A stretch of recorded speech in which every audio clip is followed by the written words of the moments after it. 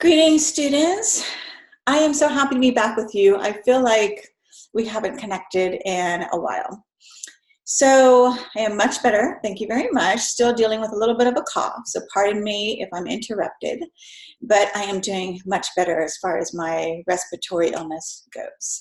So here we are. Goodness, we're now into chapters talking about study skills and testing skills. So both of these are important. I think that the chapters are pretty straightforward. I try to highlight some questions and some information that's going to be helpful for your future for those of you who are deciding to continue your education and your learning experience. Excuse me. So I think you'll find it fairly useful. However, important for this week is I want to move on to some of the other topics that I consider to be a part of managing life. They're not necessarily in your textbook, though. And so this week, I'm starting to talk about relationships. Relationships are crucial. When I talk about relationships, I mean relationships with your family, relationships within your place of work or school setting, and relationships romantically. And so these three categories they're areas we're always involved in. So we're always going to have to learn how to work with people. And that can be challenging at times, right? We can, you probably have had people that you don't really jive with. Like they just turn you off. You guys just don't connect, right? We all meet those people that their personality rubs us the wrong way. And then you meet other people that you just instantly click with. However, as we continue on, we need to learn to work with all people, whether we get along with them or we really connect with them or not. And so I want to start talking about how important it is to learn about healthy relationships.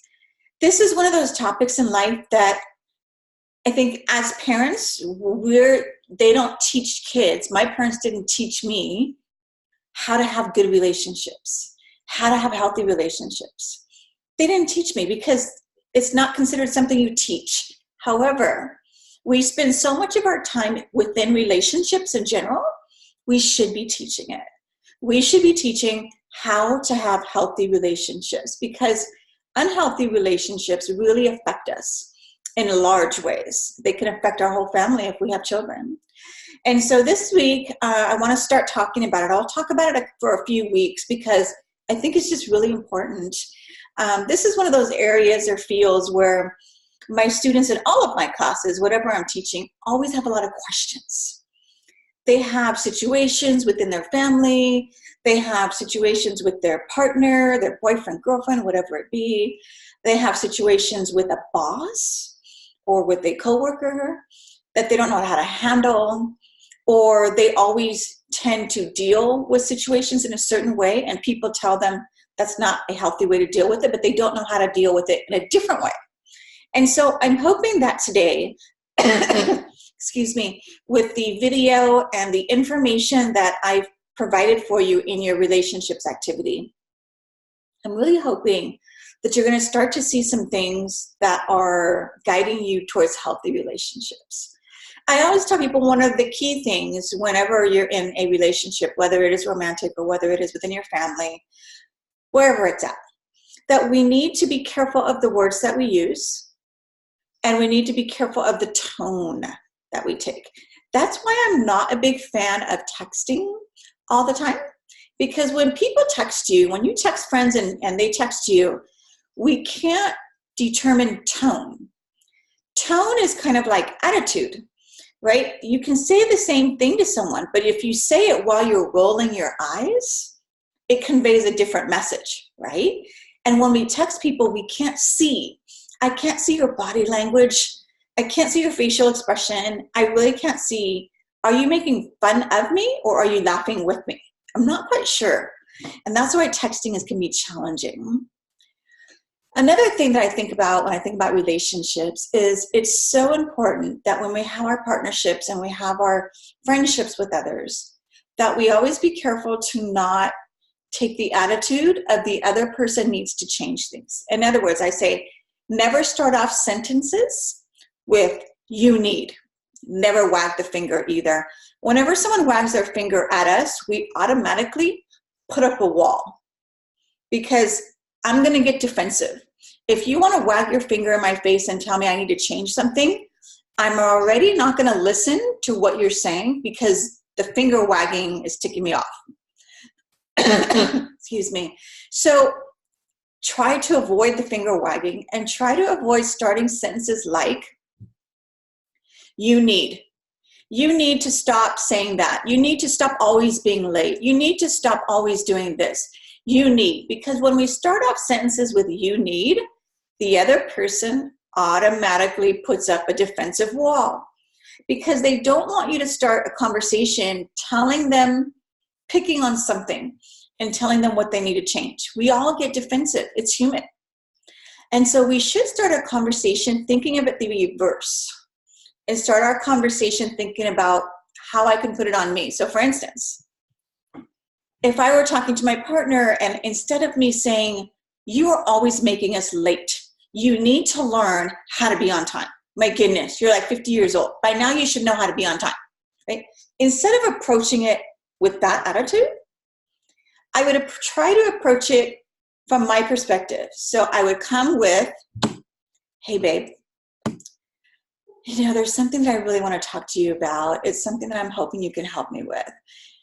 Babe, we were late for dinner tonight, and I don't like being late. I just feel really bad. It makes me feel like we're making the other people wait for us, and it makes me feel really bad. So I really want to try to figure out how can we help be on time.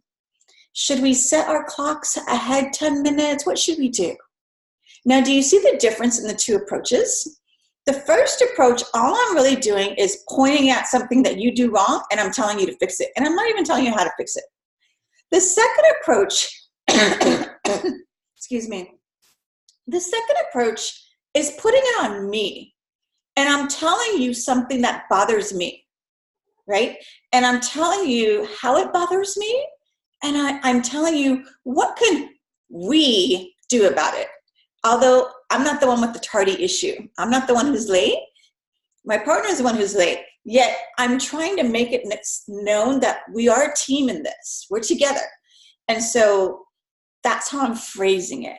My partner is much likely to respond positively to the second scenario. When I come with a gentleness and when I come telling them about my feelings and putting it on my perspective instead of demanding that they change something about themselves. You're going to find in life there's lots of things you'd like to change about your family, your friends, and your partners. We can't always do that. But we can work together with them on some issues. So, but no, kind of like these are things I had to learn. Nobody showed me. This is how we should talk to other people. This is how we should behave. This is how we should compromise, right? Because especially in your romantic partnerships, we need to understand and have an expectation you will fight. By fight, I mean argue. All relationships are going to have arguments. They're going to be about a variety of topics. It is human nature and normal for that to happen. So we come in with the understanding that, yes, there's going to be some conflict. How we manage the conflict is where it can be healthy or unhealthy. And we want to start showing you what healthy looks like, right? Because being able to have good, healthy relationships will make you a better employee. It will make you a great boss. I've had a few jobs where I supervised sometimes hundreds of people. And it was so important to me that they, not so much that I wanted to be liked, I felt like I wanted to enable them to do their job as best they could, which in turn gives them self-confidence. It makes them feel good about themselves, which in turn helps them to appreciate their boss because I am affirming who they are. So I want to give them the skills to do their job well. And then of course in your romantic partnerships, it's so important that we have good communication and that we have conflict resolution. Most people don't understand conflict resolution. So we'll talk a little bit more about that too. But for this week, again, I want you to start thinking about and talking about relationships. There's an activity for you to answer a few of the scenarios that are dealing with relationships. I'm also going to open up a discussion post. And I do this with all of my classes, kind of somewhere midway through the semester. I open up a discussion forum. It's kind of a free-for-all. It's really your opportunity to ask Professor Westland any question about life management, about, you know, pretty much, I mean, what doesn't life management cover? Covers kind of everything. And so you can ask me anything about any of the material we've covered, but maybe more important to you would be asking me information about either relationships or about maybe a lot of questions I get from students are, how do I build self-confidence? Other students will ask me things about how do I deal with a family member that treats me like dirt, you know? How do I deal with these situations? So really, anything goes as long as it's appropriate. I have had students ask me what kind of hair conditioner I use. All right, not really important, but I'm happy to share that with you. I'm hoping you're going to ask me questions that are more important to you, more important about your future. If you want some guidance as far as future college aspirations, if you want, you know, advice on career choices or thoughts about that, I really hope to provide you with some information. So I'm going to open up that forum. It will be, you know, it will be, I will get back to your answers maybe next week. But I really want you, and if you have more than one question, that's fine. If you have a few questions, that's okay. But I really enjoy this because it gives my students, especially my shyer students, there's students who don't always, you know, are always comfortable speaking out. It gives them the opportunity to share something they're thinking about and really want to know about, but they're not quite comfortable, you know, directly asking. So it's a free-for-all. Okay, so that will be opened up this week along with your relationships activity. And let me see, I got back all of your goal papers to you. I was really proud of all of you. Phenomenal work ethic and, you know, personal goals that you had for yourselves, for your future. So I was really excited to read those and to see those. I know some of you are getting your extra credit in, so good job with that. I really think the extra credit is fun. The options that you have there to do extra credit, not just the movies paper, but even the other options, they're actually kind of exciting when you think about them. So look forward to seeing more of your extra credit. And I think that's it for this week. So thank you again for bearing with my illness. And I'm so excited to be engaging with you again. And I will talk with you soon.